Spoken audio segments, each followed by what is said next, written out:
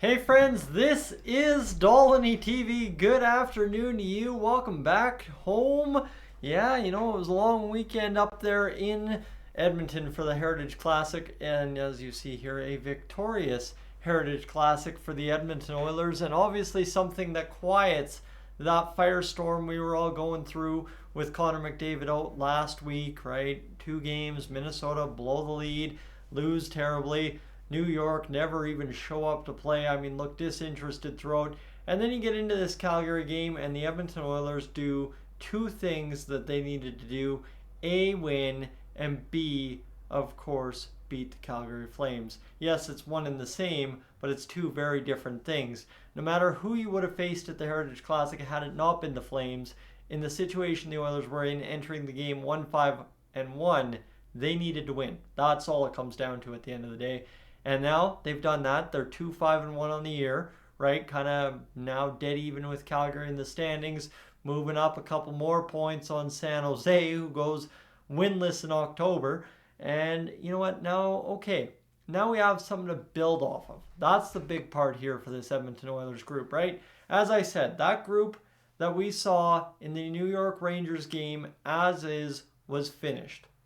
Then I would double down on some more harsh comments, I guess you could say, over on the pregame show, both on Dolynny TV and the Oilers Fanatic, yesterday live from Commonwealth with the stadium in the background, is simply put, the bottom six needed to produce. The guys who are yet to get a goal, the guys who are yet to produce a point, needed to get something on the board in that Heritage Classic game.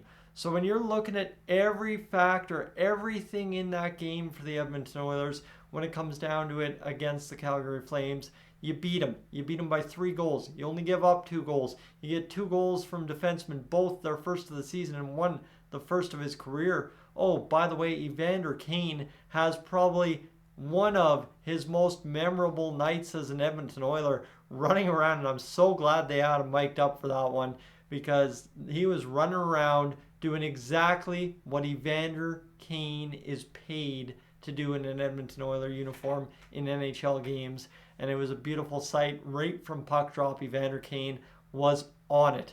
So that was huge for the Edmonton Oilers. And now what you can kind of look at here, this team has, like I said, a new lease on life, more or less, because, yeah, guess what? You're 2-5-1. You build off this, you string together 3 victories, you're back to 500. You haven't lost much ground in the division because you're only 11 games in. And to those of you that were yelling at me, wait until 20 games, wait until 20 games. Well, guess what? Now, if you get back to 500 by game 11, you can be a couple of games over 500 by game number, yeah, you guessed it, game number 20. So for the Edmonton Oilers, they've got a new lease on life.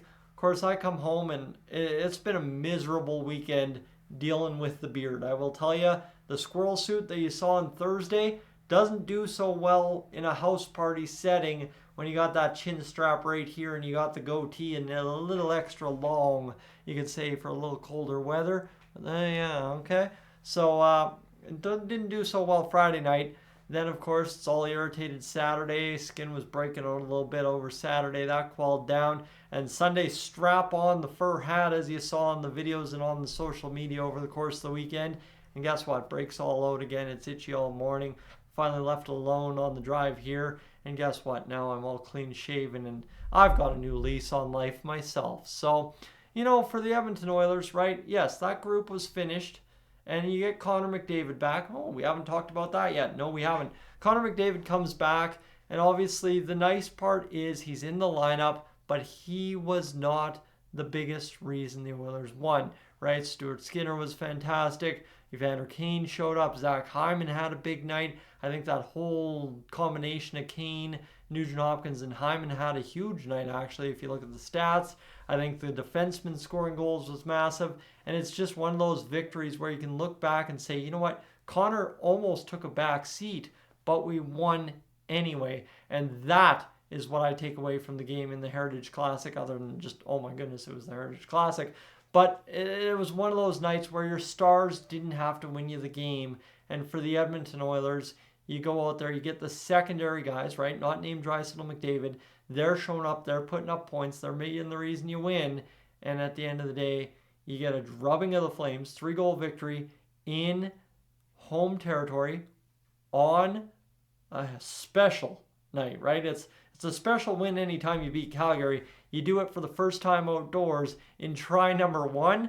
That is special. And at the end of the day, like I said on the community tab 2 prior to the game, is the Oilers needed this victory, because if you fell down 3-0, 2-0 after the first, you look disinterested like you did against the Rangers, and then you go on to lose 4-1, I don't think the team would recover from 55,000 fans booing them in attendance. So the nice part is, right, unfortunately for our friends down in Calgary, our enemies down in Calgary, however you view it, they're in much dire straits, I guess you could say, because geez, it's bad. It's looking ugly in Calgary, and we're kind of right. They're going down after that game, and we're going up. So hopefully for the Edmonton Oilers, like I said, this is the one that starts the next few, that gets the next few. You're back to 500 by game 11. Suddenly, bing, bang, boom, right? We're not too far gone. The only issue, as I said, was they didn't look like they wanted to do anything. You get Connor back, everybody suddenly sparks to life, and the Oilers come out with a new lease on life after the end of the Heritage Classic. Now, big thing is repeating that performance against Calgary, and then secondary to that, continuing that performance night in, night out. And yes, right, I told you in all those videos, I was critical of the Oilers, and I was down on them, but I never gave up hope is what I was saying. And now, right, they did the bare minimum to turn it around, which is win the Heritage Classic in the most important game of the first half. And now you go on, build victories from here. Friends, I'm Tyson, this is Dolynny TV. Thank you so much for tuning in this afternoon. That's really going to conclude the analysis, the whole part of the video. But I want to say how fantastic it was to be down at the Heritage Classic, right? 50,000 plus fans in attendance. I think it ended up being 55,000 plus. And just, you know what, it was a great time. The crowd was into it from the word go. Obviously, I think just bringing this game outdoors was huge. And to be out there in a beautiful day, right? It was chilly, right? It's below 0. You know what? We're just getting used to this cold thing back up here in Alberta. It's been plus 20 most of the summer, or above, or even hotter than that. But no, it's just gorgeous day. Gorgeous to be out. The Clark Stadium stuff was fantastic. Listening to Glenn Anderson, of course, Doug Waite and Dwayne Rollison talking on the panel there. The beaches were rocking out as we were filing into Commonwealth. It was a great day, and obviously Nickelback, I haven't touched on them, but they were fantastic as well. All three of their, I guess what you'd probably say, their biggest hits played live at Commonwealth. And all in all, the good guys won the hockey game. That's the big part here, is it just was a perfect day. And again, usually when I go to Edmonton, I somehow find a way to look at the game through somebody else's lens. And it was one of my friends' 40th birthdays this weekend, and her birthday happened to fall on yesterday's game. And kind of one of those situations, you can get her whatever gift you want, but you knew she only wanted one thing for her birthday, and that was the Oilers to win. Just as bad, if not a lot worse than all of us, to go up there and make a birthday weekend out of it. And I'm so glad the Oilers did it for her as well, to be able to capitalize a big old victory, and of course put together what was a pretty great weekend personally for me and my, well, I guess you could say friends and family, as it was a good little trip up to Edmonton and it worked out for everybody involved. Friends, I'm Tyson, this is Dolynny TV. Thank you so much for tuning in this evening. Really do appreciate you being along for the ride all weekend long, all season long, hopefully. I am up on out of here.